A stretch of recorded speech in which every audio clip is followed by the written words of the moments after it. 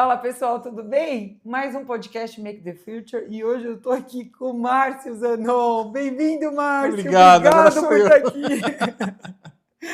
Eu já comecei dando risada para chuchu, porque tem aqui o meu momento de bastidor com o Márcio, ele é super compreensivo, até chamei o irmão dele pro podcast, só que o irmão tá longe. Mas é isso, obrigada por estar aqui. Eu que agradeço. Obrigada pelo seu tempo. Bom, vamos abrir aqui um pouquinho, trazendo a sua essência para o nosso bate-papo. Você trouxe aqui nos bastidores algo muito profundo e singelo, que foi a forma como você iniciou na carreira. Na verdade, você construiu um caminho até o meio tributário. Conta pra gente como é que foi esse caminho, quais foram as pessoas que te inspirou, te incentivou, o que é legado para você desse início? Bem, eu comecei numa empresa que se chamava Fonterra. Ela teve vários nomes, mas ela terminou como Fonterra, que era uma multinacional neozelandesa da área do agro, especificamente do leite. E então a empresa, quando eu entrei nessa empresa em 1997, eu não sabia nada, eu só queria trabalhar numa empresa porque eu tinha que aprender mais coisas do que o escritório do meu pai só. Então estava entrando na formação de ciências contábeis, né? Queria muito trabalhar com isso e falei para o meu pai, preciso aprender fora agora, então eu preciso conhecer lá fora o que a gente não tem aqui dentro. Meu pai tinha um escritório de contabilidade pequeno, de advocacia também, e meu pai falou, beleza, depois você volta. Eu falei, joia, vou voltar, pai. Aí entrei nessa empresa no carnaval, fiz um teste com o meu supervisor fiscal na época, chamado Walter Freitas. Walter, um abraço para você. Hoje ele é um CFO de uma grande empresa alemã. Ele me deu a oportunidade, eu lembro que eu não tinha experiência, ele perguntou, por que eu tenho que contratar você? Eu não sabia o que responder. Na hora veio para mim assim, poxa, eu jogo em time de basquete. Eu falei, eu sei sobre trabalho em equipe. Por quê? Porque eu trabalho em time de basquete. Tá bom, então tá contratado, é você mesmo.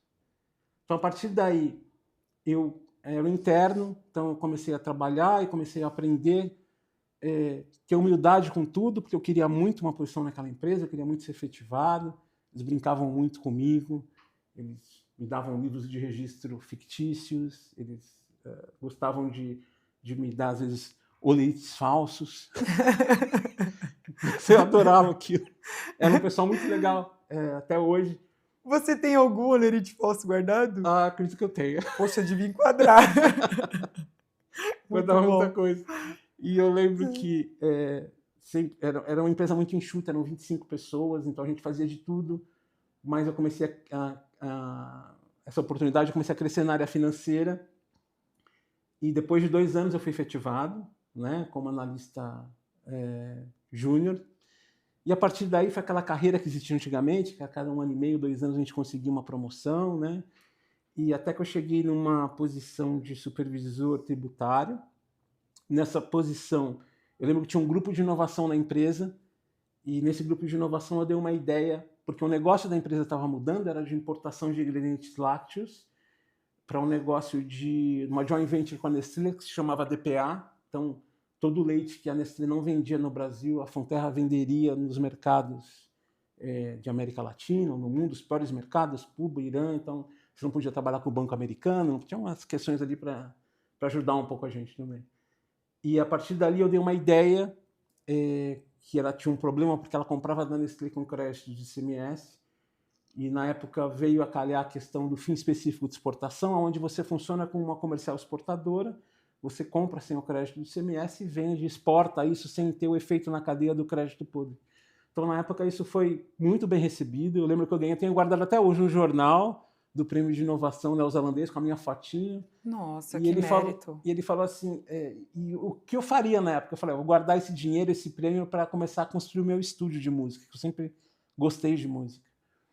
E eu fiz o meu estúdio hoje, né? Tenho em casa, né? Minha filha. Mas você fez com esse dinheiro? Essa é a Comecei pergunta. a fazer com esse dinheiro, porque Olha, não foi você suficiente. foi fiel ali ao prêmio. Com certeza. E a partir dali, minha carreira na parte tributária que decolou. Comecei a ser gerente, a primeira experiência como gerente tributário, depois gerente de América Latina. Então foram 13 anos ali para mim, muito especiais. Tenho ali com pessoas que eu aprendi muito, David Broad, um CEO depois do Craig Bell, que foi o CEO que eu já tinha falado antes, né? Que ele é a pessoa que tem uma visão do todo, da sustentabilidade, não só da indústria, de como você criar uma indústria do zero, mas como você criar o melhor para o teu colaborador nessa indústria, né? Então hoje ele é o CEO da empresa Leitíssima, que é uma indústria de leite na Bahia, acho que é Leite Verde, se eu não me engano. E aprendi muito naquela época com todos eles, né? Com as pessoas que estavam perto de mim, Walter, Elcio, uma pessoa especial que não está mais entre nós, chamada Diana Azevedo, foi a minha chefe. Então, acredito que a gente aprendeu muito com a questão de como trabalhar bem, como trabalhar direito, como calcular um imposto bem do zero e como trazer benefício para a sociedade. Então, acho que esses primeiros 3 anos da minha carreira me moldaram para o resto que viria. Nada foi fácil, mas acho que a primeira experiência na Fonterra foi essencial para que eu pudesse ter essa visão não só da parte tributária, em como eu posso trazer o melhor resultado para a empresa, mas como eu posso propiciar para o meu colaborador o melhor também, da visão do funcionário, de deixar ele participar. Ok, às vezes você precisa ser um pouco mais diretivo quando precisa ser, mas às vezes aquele funcionário que te entrega mais, você traz ele como um modelo mais participativo, né? Então acho que imposto já é uma coisa difícil, então tem que ser um ambiente bem que se retroalimenta, né? Então acho que ali eu comecei a ter essa visão assim de tudo isso. Agora, Márcio, tem uma coisa muito nobre que, obviamente, quem te conhece, acho que sente e percebe a mesma coisa. Você fala sobre o início com muita apreciação, com muito carinho, muita admiração. É óbvio, como qualquer desenvoltura na vida, não foi só, né, pôr do sol lindo, Sim. lua de mel, sorriso todo dia das 8 às 18. Como você atuou quando você se deparou com algum desafio? Que tipo de recomendação, conselho você dá para aquele que está iniciando uma carreira e vai passar por isso, ou aquele que está passando por isso agora? Olha, eu acho assim, é uma carreira, como muitas outras, uma carreira difícil, porque não é uma carreira simples. Eu sempre brinco, acho que eu já falei isso em todos os podcasts que eu participei, mas funciona muito isso. Eu sempre brinco que a nossa área, você tem 2 extremos. Você tem o comentarista esportivo, que hoje faz um comentário e amanhã ninguém lembra do que ele fala, do jogo, entendeu? Xinga um, fala de outro, amanhã ninguém sabe, não tem efeito nenhum. E tem o gestor tributário. O que eu falo hoje vale por 5 anos. Alguém vai lembrar o que você falou hoje. Nossa, que Então, bonito. Você transformou o negócio em uma poesia. então você tem que ter muita Olha o nosso responsabilidade. Vinícius de Moraes aqui do Tex. Muita responsabilidade no que Eu você não vou faz. esquecer nunca o que você está falando. Já está aqui. Já... Eu vou usar isso Então, nas minhas poxa, reuniões. quantas Obrigado. vezes eu não queria ser o craque Neto, sabe? Falar, xingar o cara na hora. Muito bom, meu Deus. Então, da outra parte, eu preciso falar, mas eu preciso ter muito cuidado com o que eu falo. Eu preciso saber.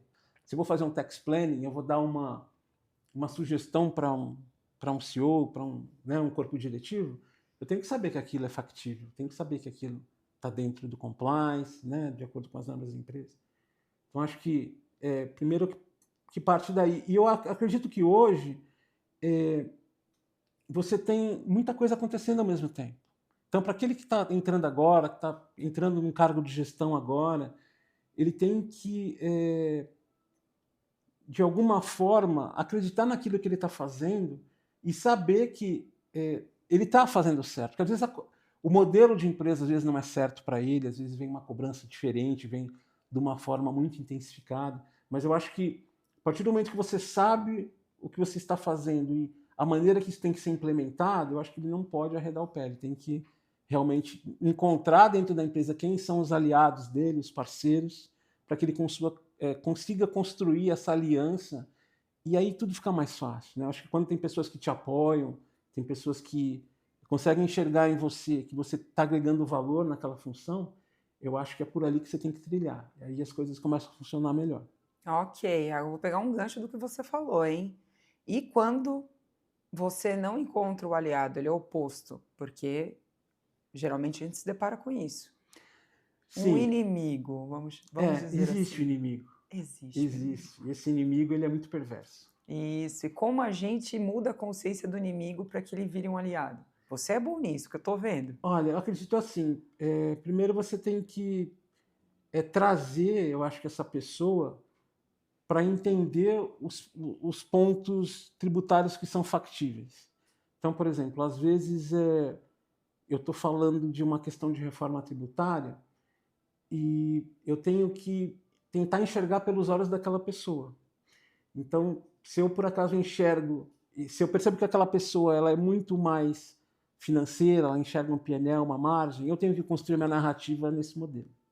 Né? Se eu percebo que é uma pessoa muito mais polite ou mais técnica, eu tenho que caminhar nesse modelo. Então, acho que dessa forma, não é que eu garanta que aquela convivência pode continuar sendo difícil porque eu não controlo a outra pessoa, né? Mas o que eu controlo é a maneira que eu posso demonstrar um impacto melhor naquilo que eu estou propondo de melhor para aquela pessoa. Então, acho que nesse ponto, o profissional, eu acho que ele tem que ter aquele jogo de cintura.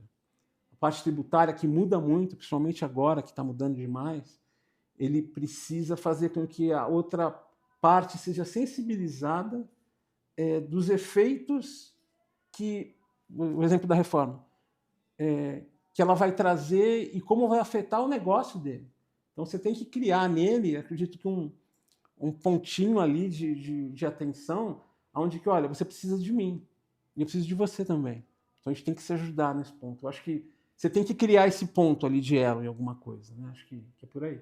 Eu achei muito nobre a sua colocação, porque aparentemente você pratica e aplica isso durante toda a sua carreira, mas agora, inevitavelmente, com a reforma tributária, é esse olhar e essa simbiose que o ecossistema de uma organização necessita. Então, inevitavelmente, a gente tem essa jornada compartilhada e agora com muito mais propriedade, né? Não, com certeza. Eu acredito que a reforma, ela vem para quebrar muita coisa, a reforma também. Ah, Né? sim. Ela quebra cílios porque a reforma não é só do tax compliance, do tax planning, é da empresa inteira. Então, acredito que, por exemplo, o exemplo que a gente vem fazendo é tentar separar esses pontos por tipo de impacto em cada departamento, em cada área da empresa e provocar as pessoas com as perguntas. Né? Poxa, a gente está mudando agora, o crédito tributário não é mais na nota fiscal de entrada, líquido e certo na nota fiscal de entrada, ele agora depende de um pagamento do teu fornecedor. Então, tipo, o que acontece na tua área agora em relação a isso? A gente tem que criar algum sistema de compliance com o fornecedor? Legal, a gente tem que prever alguma coisa em contrato para que seja tratado o preço líquido, não mais preço bruto com o impacto dos novos impostos que vão ser descolados, né, da parte do produto. Finance, a gente vai ter que criar alguma coisa para a nota de débito ou crédito que vocês acreditam que seja interessante, vai dar crédito para a gente agora, vai ser uma oportunidade da tua área também dar retorno que não existia antes. Então eu tenho que começar a criar essas coisas, eu tenho que começar a sensibilizá-los de que a reforma é da empresa inteira. Ela não é mais só do local ali. Então acho que fazendo isso, você começa a instigar as pessoas a enxergar que elas precisam participar. E como sugestão, se você hoje conseguir ponderar um início eficiente, coerente dentro de uma organização para a reforma tributária, se você conseguir elucidar em 3 passos, os 3 primeiros, o que você cita como exemplo? Olha, eu acredito que você tenha que, acho que numa empresa, por exemplo, a minha área tributária está embaixo da área financeira. Uhum. Então, o primeiro ponto é alinhar isso com a sua direção. Então, olha, a gente vai ter um impacto a partir do 1º de janeiro, a reforma tributária é muito grande, separei ela em pontos factíveis, a 1º de janeiro acontece isso, o PIS/COFINS acaba, o CBS entra com a alíquota plena, o IBS entra com uma alíquota inicial, o IPI era 0%, mas não vai ser 0%, depende de uma lista da SUFRONA para ser publicada. Então eu tenho os pontos factíveis. Então eu entro em acordo com a minha diretoria financeira para que eu possa apresentar isso para a empresa inteira e dividir esses impactos para a empresa inteira. Então eu começo a segregar isso através de subcomitês, onde eu posso discutir e eu tenho um sponsor atrás de mim, entendendo esses impactos, né, para cada área e para cada tipo de demanda. Então, eu estimo que hoje, no que a gente trabalha hoje na empresa, acho que tem em torno de 8 ou 9 tipos de subcomitês de discussão, né, que estão envolvidos em questões diferentes. Ele é o mesmo assunto, mas ele gera uma questão diferente para cada um. Né? Então, acho que esse é um bom exemplo de como trazer isso para dentro da empresa e começar a ter essa sensibilização, acredito. Eu acredito que uma questão é que as pessoas não querem olhar para a reforma. Sim. Porque muitas pessoas não acreditam que ela vai acontecer ainda. Mas ela já está. Ela já está. Mas não acreditam. Eles acreditam que chega no 30 de dezembro e alguma coisa vai acontecer para que aquilo seja postergado. Ok, pode ser que aconteça, que tenha alguma coisa que pode ser postergada. Mas a gente está falando de uma lei complementar, mesmo um ambiente político reverso, né, a gente vai passar por duas trocas de presidente, se eu não me engano. E mesmo que não seja o presidente da situação que vai entrar, você tem ali também, as pessoas esperam que isso vá pelo ralo. Mas quando a gente fala de uma constituição, de uma reforma por lei complementar, você precisa de 2/3 de Senado, de Congresso. Então, tipo assim, é muito diferente para isso. Né? Eu acho que as pessoas elas preferem olhar para um jeito que, não, peraí, eu não vou falar disso porque não é comigo. E não é assim. A reforma ela precisa ser entendida como, olha, vai acontecer, a gente precisa tratar dela da melhor forma. E se não acontecer naquela data, vai acontecer daqui a um tempinho. Então, tipo, tá todo mundo preparado, todo mundo já vamos dizer, vacinado, né, para a questão se vier algum impacto. É inevitável, né? Inevitável. O sistema ele já não suporta mais a forma atual. Então, Isso. De uma forma ou outra isso vai acontecer. Sim. Então, pensando em 3 passos, o primeiro, você trouxe uma formatação de conseguir trazer uma visão bem afunilada para o CFO, por exemplo, Sim. que geralmente, realmente, a área de tech está abaixo, né, do CFO. Dito isso, qual seria o segundo e o terceiro passo? Eu acho que o segundo passo é transformar isso em execução, porque é o que tem hoje. Você escuta muito da reforma em esfera acadêmica. Verdade, muito bom. As pessoas falam, não, vem a CBF com 9%, ou 9, sei lá quanto, não é? IBS vai vir, vai tirar o preço. Peraí, gente, o que significa na prática isso? Né? Então, meu CFO, ele pergunta, peraí, o que é isso aqui? Vamos abrir a fórmula? Vamos abrir a fórmula. Então, a fórmula vai lá, 1 menos 0,18 menos 0,95. Né? Então, vai. Peraí, gente, não vai ter mais piscofins na fórmula. O CBS vai ser por fora. Muda a fórmula, muda o impacto, diminui o valor do ICMS, mesmo não tendo mais só piscofins. Então, o impacto abaixo do ICMS em torno de 7%, mesmo, né, com a introdução da CBS. Aí tem estado que fala que a CBS vai ser base do ICMS, que vai contra a lei complementar. Você já começa a visualizar uma tese do século. Aí o diretor jurídico já fala, não, isso aí é inconstitucional. Eu falei, mas os estados a gente tem que trabalhar com o que cada estado está colocando.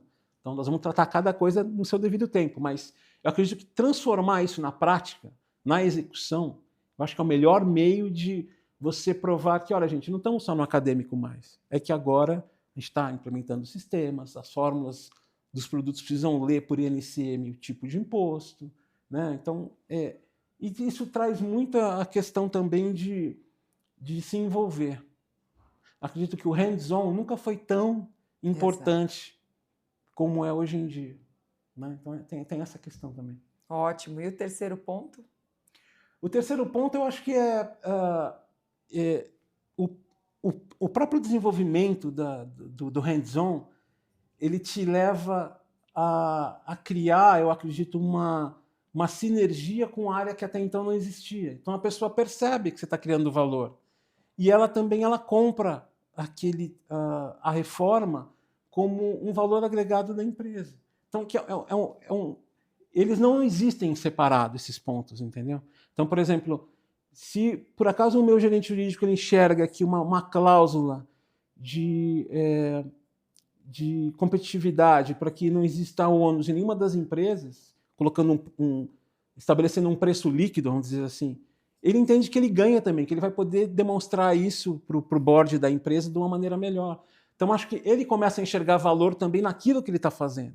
E aí todos compram, acho que a questão da reforma. Então, acho que, de uma maneira, eu acredito que ele começa de uma maneira muito etérea, mas quando você começa a trazer isso de forma segregada e separada, seja por demonstrar números na formação de preço, ou seja por formação de contrato, eu acho que você consegue dar corpo para a reforma, dar uma forma concreta para ela, né? Eu acho que dessa maneira a gente consegue trazer isso de uma melhor, uma pegada mais simples, vamos dizer assim, né? Porque você ouve muito as pessoas dizerem do acadêmico, mas a hora que você passa para a implementação, as pessoas não acreditam que aquilo, mas espera aí, aquilo, Exato. né? Você tem uma, posso te dizer, você tem ainda, isso não está certo ainda, um Estado não disse que não vai ser incluso dentro da base, o outro disse que vai ser, mas acho que você tem que ir trabalhando isso de uma forma que, olha, aquele Estado que não está dentro da base, nós vamos tratar com aquele Estado que está falando. Esse, que é o Estado de São Paulo, que está dizendo que a CBS vai estar na base do ICMS, nós vamos fazer a mesma coisa. E o Legal depois vai levar isso como uma questão de, olha, temos uma tese do século IX ou não. Né? Então, acho que você tem que ir trabalhando, não deixando nenhum ponto, né, desamarrar. Então, as pessoas elas gostam, às vezes, de não dar teor para o processo. Eu acho que quando não existe esse teor de processo, você mantém muito no etéreo. E não se deve acontecer isso. Eu acho que você tem que pegar a reforma, separa ela. Não vou falar de split payment agora, se não é uma coisa que vai acontecer em 27, com exceção das empresas B2C, que vai ser uma parte que é por opção, né? Mas, eu preciso falar do término do PiscoFins, o efeito dele. Eu preciso falar da inclusão da CBS, né? De como ela se compõe em preço. Né? Então, acho que tem esses exemplos que você trazendo para a realidade, e a realidade operacional da empresa, eu acredito que você consegue deixar esses 3 pontos mais alinhados e que sejam mais percebidos de forma da empresa de uma forma mais convincente. Eu acho que o papel do gestor tributário é fazer esse trabalho também de traduzir. É uma questão muito complexa. Muito complexa. Né? Não só de reforma, mas transfer pricing, Pillar 2. Eu já estava assistindo uma questão de Pillar 2, né, com a minha coordenadora, com a Mari, e ela falou, nossa, Márcia, isso aqui é muito complicado. Eu falei, mas vamos assistir. É complicado, mas vamos assistir que uma hora vai entrar. Que bom que você incentivou. E pegando esse gancho do incentivo, essa conexão de você propagar um conhecimento complexo para a sua coordenação, quando a gente pensa na essência do que é uma liderança e o que está acontecendo agora com a reforma, porque o que está acontecendo? A área de techs até então, a gente tem que sempre moldar, capacitar os profissionais. A faculdade não ensina o que a gente faz, sabe muito bem disso. Não adianta, é a história que você falou da vibe acadêmica. Na prática, o seu cérebro vira do avesso. Veja bem, nós temos já uma curva de aprendizado que o indivíduo sai da faculdade, ele não sabe ainda como executar, aí ele vem para o mercado, a gente capacita, ele aprende como executar. E agora, com a reforma tributária, você tem que capacitar ele em 2 vias. Pensando nesse parêntese, a gente já está enfrentando uma escassez de mão de obra, o número, não sei se você acompanha, mas o número de vagas tributárias cresceu exponencialmente, principalmente para quem lida ali, analista pleno, sênior, júnior, né? A galera que vai lidar ali com o dia a dia, o cotidiano e ajudar a gente com essa... Pura, veia pura. Exato, classe tribe, né? Galera, na faculdade ninguém deve estar falando disso. Eu sei porque na faculdade também não vi nada, nem tinha classe tribe, mas eu não vi nem LCM na faculdade.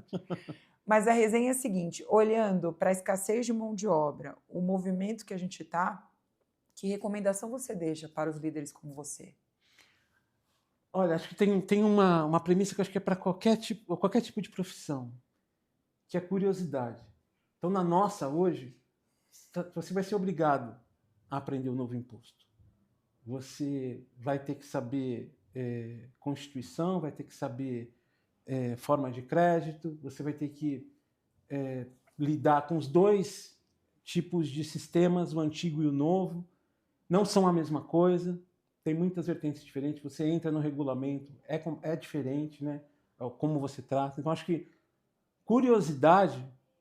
Acho que é o primeiro fato de você estar querendo aprender, você está tendo uma matéria, você que hoje está fazendo faculdade de tributária, na parte fiscal, ciências contábeis, direito.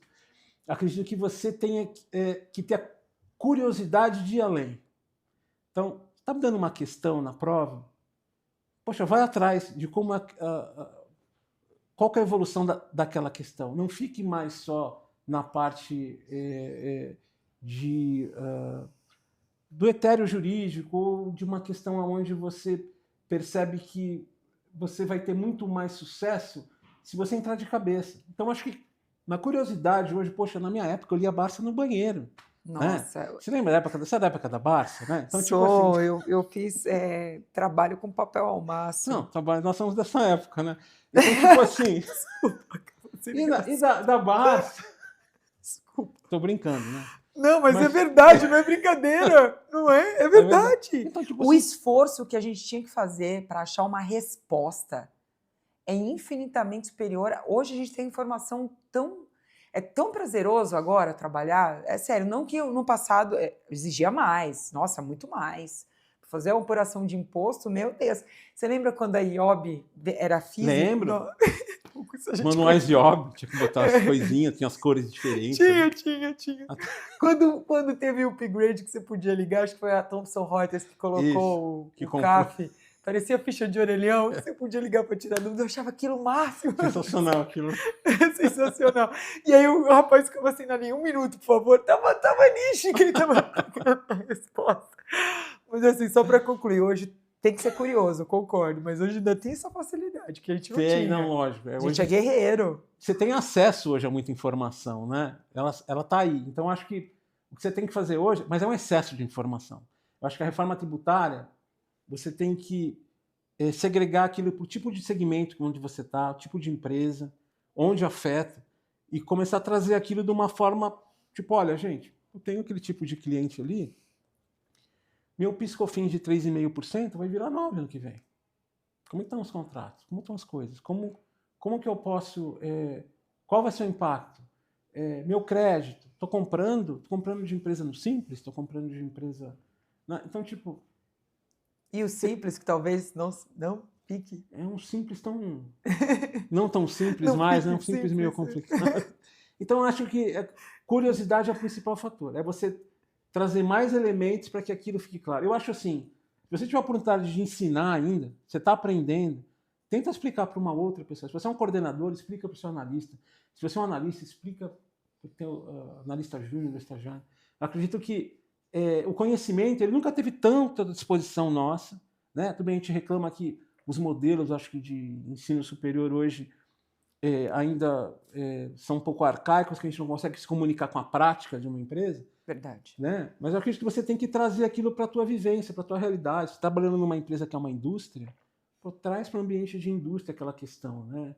Como que aquilo pega uma nota fiscal, vê como é hoje a nota, olha ali, vê os impostos, né? Que é a realidade, vê como vai ficar com a reforma, faz um cenário as is, um cenário to be. Então acho que são questões assim que você consegue, acho que, melhorar e trazer mais claridade para aquilo que de fato vai acontecer. E quando o indivíduo não é curioso? Olha, quando o indivíduo não é curioso, a inteligência artificial está chegando. Já chegou. Já chegou, né? Então, tipo assim, hoje existe uma demanda muito grande, acho que foi uma coisa que eu comentei com você no início, dos CEOs eles enxergarem a automação como uma coisa muito importante. Então, acho que a gente tem que trazer... por que é importante a curiosidade? Porque a curiosidade vai trazer para você a função de analista.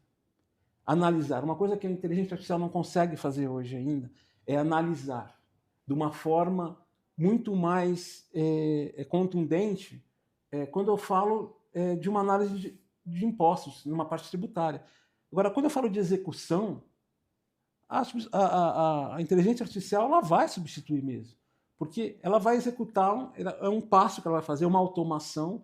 Então, existe uma cobrança hoje de CEOs para que o gestor tributário seja muito mais efetivo nessa questão de execução, e ela vai tomar essa parte de execução, ela vai ajudar mais o indivíduo na questão de ser mais rápido na análise.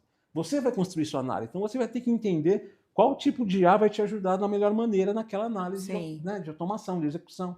Agora, a análise daquilo, de como vai... é você que faz. Então, acho que é aí que, quanto mais você caminhar para ser um analista tributário, menos execução, você deixa a parte de execução para IA e você vai criando autonomia com a parte de análise. Então, acho que isso que é a grande sacada, é tentar ler esse intangível que existe hoje, né? Existe uma grande cobrança, isso vem das empresas de tecnologia lá fora, isso é uma grande realidade.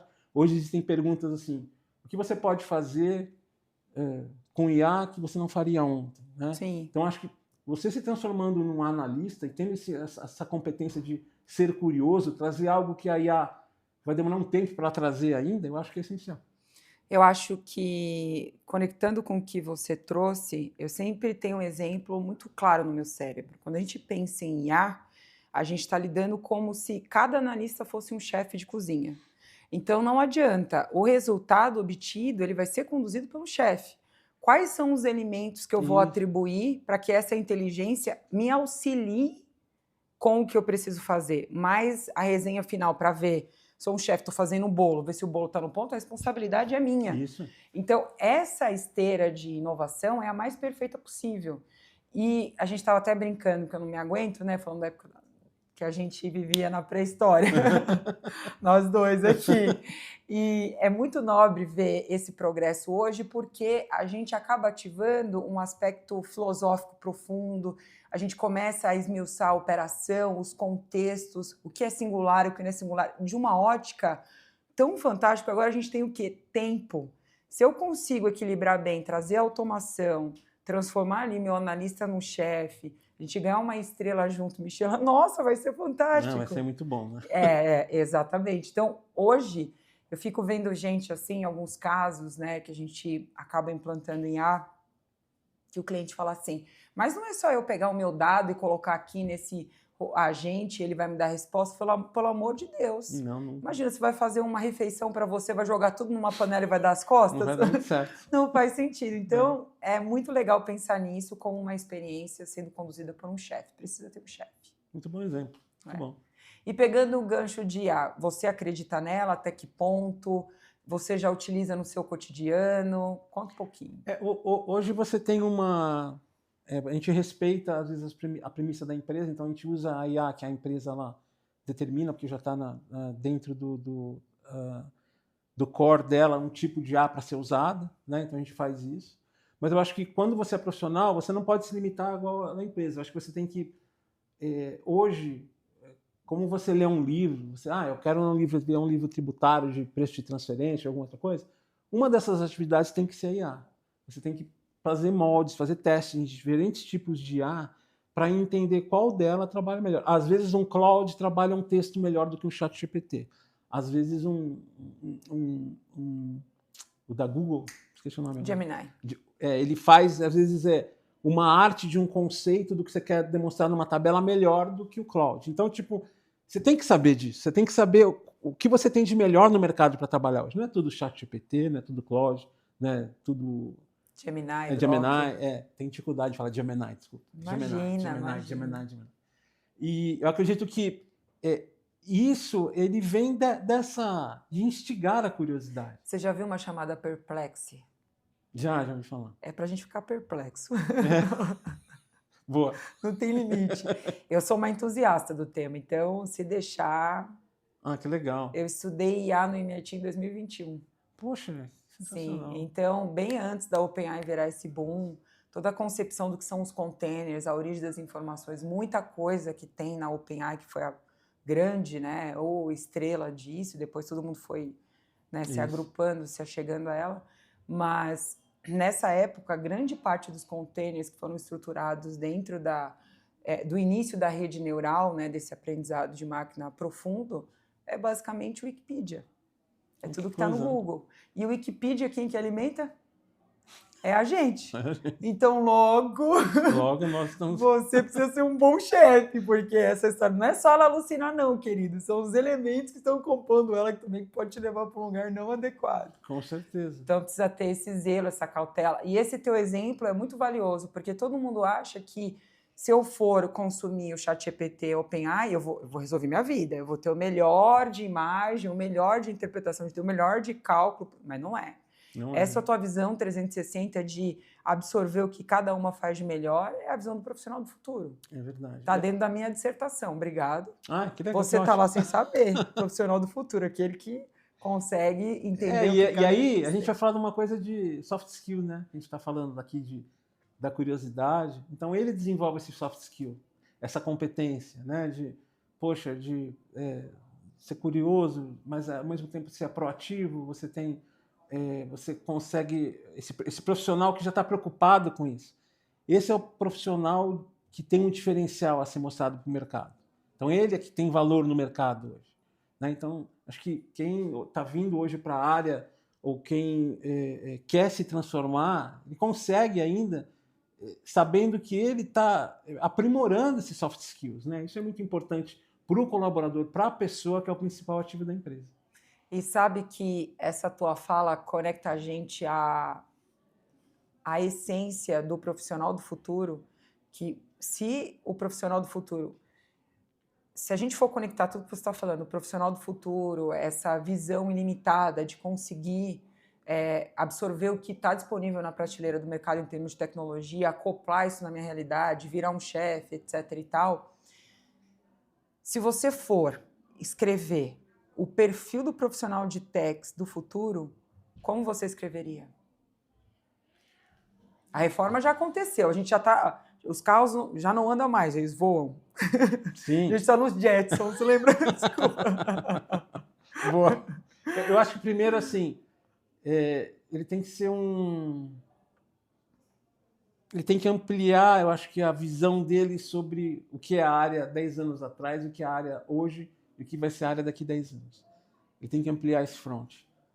Então, na Samsung, quando eu trabalhei na Samsung, eu já tinha no meu time um IT Tax Manager. Que ano foi isso? 2013 a 2015. Você é visionário, cara. Você é visionário. Então, tipo assim, ele já era uma pessoa que, para construir, para fazer a questão ali de TP, da parte de indireto, já tinha uma construção. Então, é uma pessoa de IT que a gente está trazendo para a área para que a gente pudesse ter uma conexão melhor entre aquilo que vinha, a gente entendia que ia ser desenvolvido, né? SPED do quanto é lado, né? Era questão de DIRF que ia morrer e nunca morreu, ficou 10 anos, então entrou, né? Nunca morreu. Né? Tem até essa lenda, né? Mas, tipo assim, a gente fazia essas coisas, então, tipo assim, ele tinha que ter uma visão já de IT, uma visão já sistêmica, uma visão do que poderia ser novo na área. E é o que aconteceu depois de 10 anos, né? Se você ver. 2025, 2026 agora, você está tendo isso muito mais agora. Por exemplo, a parte de reforma tributária para sistemas, para se colocar o valor de CBS e IBS no XML, em janeiro, foi um parto, e era só demonstrar aquilo ali. Então, tipo assim, a conversa com a área de sistemas já antes, com a área tributária, tem que estar muito bem encaminhada, e você tem que ter uma sinergia, porque já é difícil. Já é um ambiente que está mudando toda hora. As empresas de consultoria, elas não conseguem entregar para você de uma forma com excelência todas as mudanças que estão tendo nesses ambientes, né? Então, acho que você precisa enxergar, eu acho que a área de uma maneira mais generalista e saber quem é que pode te ajudar e como aquilo pode ser construído. Então, acho que não é mais competência fiscal, contábil, jurídica. Não. Né? Começa a aumentar a gama ali de profissionais que podem te ajudar a criar isso de uma maneira, uma competência muito mais rápida e muito mais eficiente. E é um progresso tão relevante para a área, né? Eu sempre digo que esse é o grande momento de destaque do profissional da área de techs. Sim. É uma reconfiguração tão rica, tão absoluta. E pensando em reconfiguração e a valorização do profissional de techs, transfer pricing. Jesus está até, ele vai aparecer aqui no meio. Ele vai aparecer, ele vai andar sobre a água. Mas assim, é porque transfer pricing eu até brinco, é um milagre atrás do outro. É um milagre atrás do outro. É um milagre atrás do outro. Se a gente não tem um profissional que tem a habilidade de elucidar muito bem os cenários, como é que fica o transfer pricing? Traz luz aqui pra gente, você que é uma pessoa totalmente motivadora. Você me motivou, me deu vontade de fazer um TP quando eu falei com você um pouco. Só que não, brincadeira. O transfer pricing, eu acredito que assim, depois que mudou a chave com a IN 2161, com a 14593, se estiver errado, mas tudo bem. Eu acredito que em 2023, quando mudou a chave para ser tudo padrão OCDE, a gente tive que sair um pouco da visão só da memória de cálculo de transfer pricing. Hoje você tem que contar uma história do transfer pricing, ela precisa convencer, né? Antigamente, a matriz mandava o master file dela e ela não queria saber do local file do Brasil porque ele não se comunicava, ou ela nem lia, não existia, mas tipo assim, ela não se preocupava. Hoje, você tem que entender se o master file da matriz ele está se comunicando com o que está dizendo sobre a sua empresa no Brasil no local file. Então você precisa ter essa conexão e você precisa entender se a história que está sendo contada do negócio ela vem de uma maneira certa. Ela começa com o master file no amplo e quando ele chega para a sua subsidiária no Brasil, né, no caso nós somos uma multinacional onde a matriz fica na França, no nosso caso. Então você precisa entender e se conectar da maneira que, olha, a empresa no Brasil, qual que é o papel dela? E você precisa contar essa história. Ela precisa ser condizente com a segmentação das operações de transações controladas que você tem. Então você precisa contar essa história de uma maneira que, olha, hoje eu tenho uma parte de manufacturing, eu faço distribution, eu exporto, eu importo. Você precisa separar aquilo. Como Nossa, se fosse... eu nunca pensei nisso. Na verdade, a resenha, um dos pilares é ser um bom contador de história. Um Forrest Gump. Né? Você é muito bom em fazer essa conexão com os exemplos para a gente... O cérebro não esquece nunca mais. Que bom. Agora eu estou imaginando justamente o Forrest no banco contando uma história de TP. E a velhinha do ônibus, ó. Mas sabia que é um tema muito recente também para a gestão financeira, para um board financeiro, para um CEO, uma questão muito nova. Então, se você está hoje no Brasil, você tem empresas do mesmo grupo transacionando, você precisa entender as margens dessas empresas, né? Uma relação dessas empresas. Se eu posso testar uma empresa lá fora para poder ter qual ambiente que seria melhor. Então você tem que fazer cenários de simulação para transfer pricing hoje também, para entender se aquele cenário que está hoje ele é efetivamente o melhor. Então eu acredito que nunca o tax planning foi tão importante, tanto na parte de reforma quanto na parte de international também. Eu acho que hoje você é aquela velha história.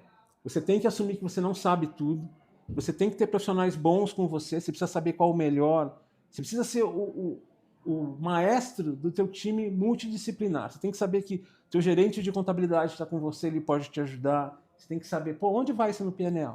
Você tem que saber que teu gerente jurídico, para saber uma questão de transfer pricing, ou a pessoa de marketing na formação de preço. Você precisa ter essa visão. Né? Então, eu acredito que por aí que o transfer pricing também ele fica mais rico e você consegue explicar uma história melhor nessa segmentação. Maestro.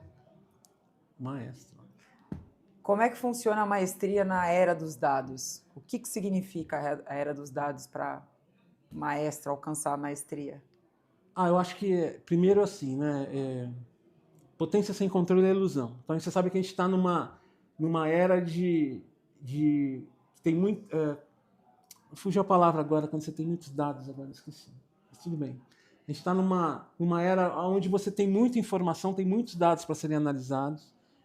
E eu acredito que você precisa utilizar ferramentas hoje. Você precisa sensibilizar os seus líderes de que se existe uma automação, você precisa ter... aqueles números precisam ser fidedignos e eles não podem ter uma interferência humana naquilo. Então, quanto mais manual for aquela interação, pior é para o dado. Ele não pode. Você tem que... lembra que a gente falou aqui de automação, de execução, então você tem que ser mais analista possível. Então, eu acredito que com a reforma, com a questão também de automação de dados, eu acredito que o gestor ele vai conseguir, de uma maneira mais importante, sensibilizar a sua gestão de que, olha, é importante que eu consiga tratar essa imensidão de dados que eu tenho hoje, né, numa informação que seja gerencial. Então, isso é muito escasso hoje, você não tem isso. Muitas empresas trabalham com Excel ainda, e só Excel, sem ter um sistema que trate disso, um BI, que seja uma maneira um pouco mais inteligente de se formar isso. Então, acho que o maestro, às vezes, ele está na questão de, se ele não tem esse ambiente na empresa que seja um ambiente, no melhor ambiente sistêmico, ou que tenha essas ferramentas, ou que não tenha uma contenção de budget, né? Eu acho que precisa ter uma pessoa para indicar que ferramenta tem que conversar com outra ferramenta? O que eu tenho hoje na minha empresa que possibilita que eu tenha essa imensidão de dados, elas se comuniquem de uma forma que te traga uma informação, que gere uma informação, né? Precisa ter um núcleo de inteligência, né? Que vai lidar com o ecossistema de todos esses satélites. Isso. Se o maestro não alcançar isso, ele não tem maestria. Não tem, né? E isso não Fica tudo desafinado. E às vezes as pessoas falam, é a velha questão da reforma que eu falei para você, que acham que é só Tex que faz. Não. Não é só o controle de gestão que faz, o BI que faz. Não. Está na mão de todo mundo. Então, as empresas são imperfeitas. Né? A realidade, tem restrição de budget, eu não posso ter uma ferramenta desse valor, eu não posso. Beleza, então o profissional que está ali, ele tem que enxergar isso. Ele tem que enxergar qual a melhor forma de ter essa comunicação entre as áreas e trazer, filtrar esses dados para que traga de uma maneira mais, acredito, realista, né? Eu poder ter uma informação que seja boa para a empresa. Então, hoje eu enxergo muito ainda que, mesmo para transfer pricing, né? Beleza, você vai começar na questão da memória de cálculo, comece na questão da memória de cálculo. Mas começa a fazer o cenário, faz a segmentação, por que acontece aquilo, converse com as áreas. Né? Não é tudo dentro da área de tech só, você tem que ter essa visão mais ampla agora. Não, eu tenho mais duas para ele, que eu não aguentei agora. Vou ter que fazer. Olha, essa sua narrativa da história do maestro, você é uma pessoa muito sagaz e, obviamente, é um curioso nato. Na escola, você sentava na primeira fileira, o professor fazia uma pergunta, até imagino você levantando a mão, e se ela não te chamasse? Não era assim? Não. Você não era do fundão? Eu era do fundão. Não faz isso comigo. Eu fazia versões da música do Legião Urbana com uma letra diferente. Nossa, não imagino essa pergunta. Desculpa. Pro professor na aula, eu fazia isso. Eu não acredito, você é uma caixinha de surpresa, meu Deus do céu! Mas adorava literatura, era muito bom em português. Juro que eu não imaginava você no fundão. Matemática, não era minha praia. Comecei a gostar de matemática com um professor de contabilidade, você acredita? Não, Ciências não contábeis, acredito. O cara transformou eu minha cabeça. Ainda tô com a imagem de você no fundo, revendo as letras do Legião Urbana. Você usava bandana? Não usava. Eu cheguei a usar um lenço de vez em quando, mas... Usava. Mas mesmo assim você é sagaz, mas sagaz do fundão. Pergunta, você trouxe um ponto que, na minha opinião, na minha visão tecnológica, é uma das maiores dores das empresas de grande porte. Ela tem um RP e ela tem diversos satélites ali orbitando o universo dela, né? E aí você trouxe a ideia singular de trabalhar uma força motriz que vai, obviamente, consolidar essa jornada de dados, esse trânsito de informações em diversos satélites. Se você puder tangibilizar a visão de futuro do que tende a ser um RP, porque o RP ele não tem como ser o que ele é hoje, como você ilustraria, assim, contaria uma boa história do RP do futuro? O RP do futuro ele vai estar muito atrelado à inteligência artificial. Eu acho que com o segmento, eu acho que ele vai conseguir identificar teu ambiente tributário, local que você está, ele vai conseguir identificar a questão do tratamento contábil para essas vertentes das especificidades tributárias. Eu acredito que ele vai conseguir fazer os flows tributários em cadeias como o Alteryx faz hoje, de você entender que se eu importo um produto pronto ou se eu estou importando um componente, ele faz uma diferença na questão ali da constituição desse preço quando eu estou formando o meu custo. Eu acho que ele vai ser capaz de entender essas coisas. Então, acho que hoje você tem essa desconexão, né? Você vê um RP, você tem no mercado brasileiro, você tem um RP, que às vezes pode ser um Proteus, pode ser um DataSul, pode ser um SAP, mas você tem quando você vai para impostos indiretos, eles não tratam, você tem que ter uma outra ferramenta Thomson, você tem que ter uma ferramenta da TOTUS, não sei. E você começa a enxergar hoje que Todas as informações estão ali. O que você precisa ter um maestro. Esse maestro, às vezes, ele poderá estar no sistema. Esse núcleo de inteligência. Eu só acredito nisso. Então, tipo assim, é uma questão de tempo, não é uma questão se, é uma questão quando. Né? Eu acredito que no futuro isso vai chegar de uma forma... a tecnologia vai baratear, eu acredito que isso para as empresas, de uma forma muito mais inteligente do que é hoje. Porque hoje você vê um Frankenstein hoje. Né? Por exemplo, se você está numa empresa que tem um crescimento inorgânico, trabalha muito com M&A, ela tem diversos segmentos diferentes, ela compra estruturas de sistemas diferentes, você nunca vai conseguir fazer nada se comunicar, vai ser sempre um Frankenstein. Então, eu acredito que no futuro, esse núcleo de inteligência, ele vai ser capaz de já mapear de uma maneira mais rápida essa questão. Né? Olha, aqui eu tenho um ambiente mais de indústria, aqui eu tenho um ambiente de importação, aqui eu tenho um ambiente de... Então, os impostos inerentes àquela operação caminham dessa forma por aqui. Então, acho que isso vai ser mais natural, né? Mas hoje estamos longe ainda, principalmente no Brasil. A gente tá muito longe. Tá não. Não tá. Mas de uma forma que seja de uma maneira um pouco mais na realidade das empresas. Hoje? Sim. Tudo parte do pressuposto você iniciar uma configuração pensando em cubo. E essa configuração em cubo, respeitar todas as APIs que você tem no ambiente externo, com fisco, com esses satélites, aí você vai integrar a informação, você vai tabular e vai classificá-la dentro de ecossistema de rede neural. Eu acredito nisso, é isso que eu desenho.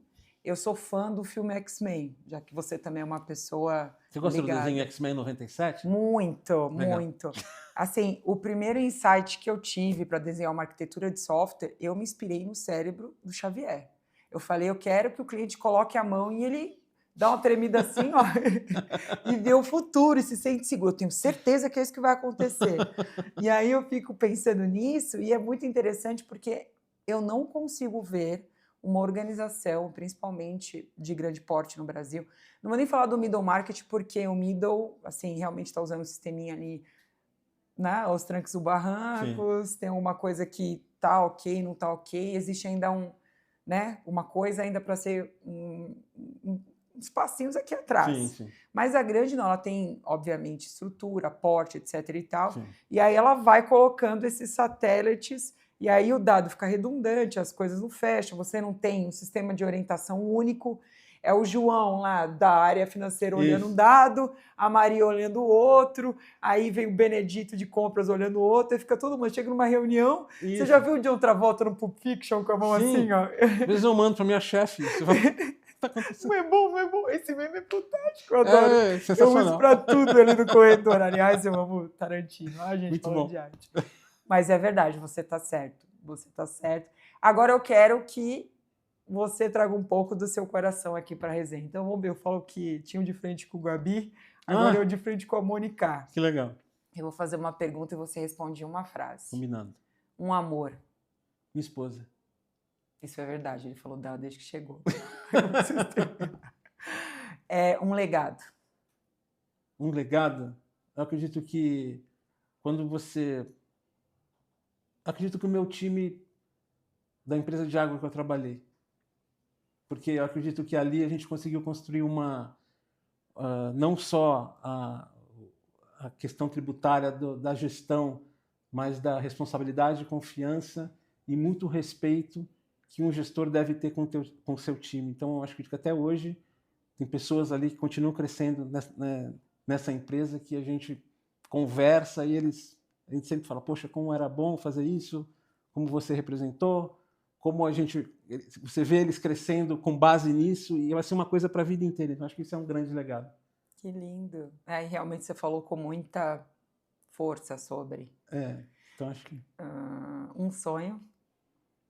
Um sonho? Acho que ver as minhas filhas realizadas. Quantas filhas você tem? Tenho 2 filhas. Idade?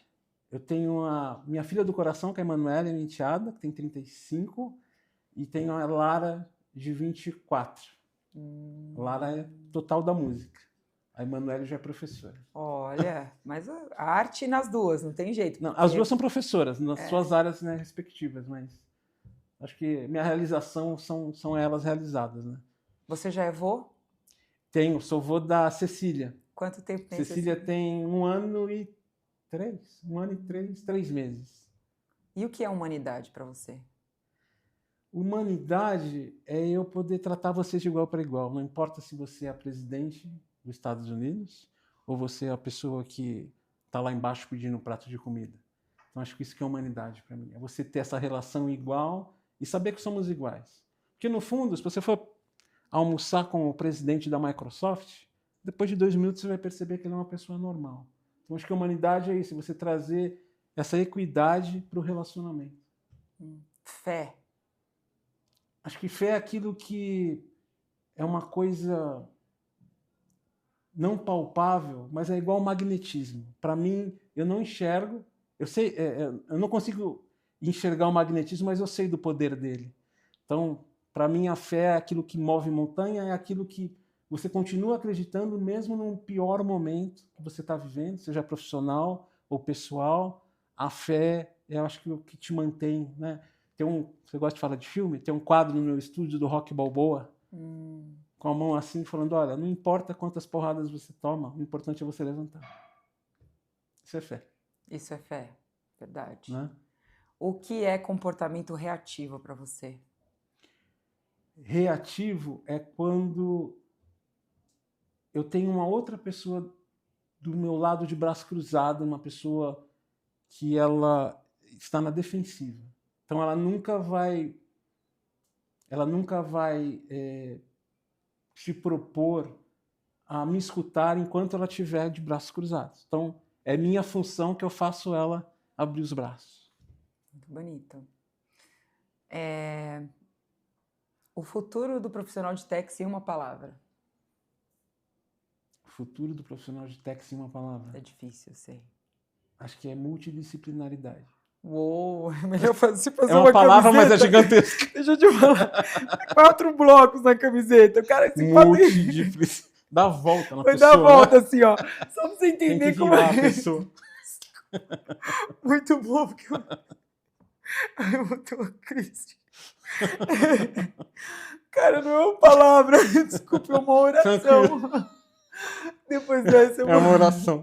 É uma oração. Multidisciplinaridade. Não, e se você levou o cara pra soletrar isso, hein? Se você soletrar, eu te contrato. Boa. Desculpa. Não, uma boa. Pergunta do show do milhão. Essa. Desculpa.